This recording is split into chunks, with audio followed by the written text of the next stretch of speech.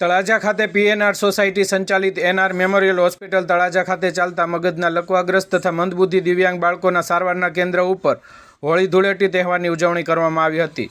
તેમાં બાળકો એકબીજાને તિલક કરીને તેમજ ફૂલડાથી રમીને અનોખી ઉજવણી કરવામાં આવી હતી। સાથે સેન્ટરના ફિઝિયોથેરાપિસ્ટ ડૉક્ટર જૈન રાજાણીના જન્મદિવસની પણ ઉજવણી કરવામાં આવી હતી।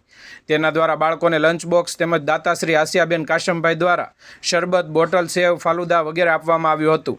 આ કાર્યક્રમનું સંચાલન સેન્ટરના પંકજભાઈ કટકિયા દ્વારા કરવામાં આવ્યું હતું। અંતમાં બાળકોને ખજૂર ડાળિયા સૂકા નાસ્તાનું વિતરણ કરવામાં આવ્યું હતું।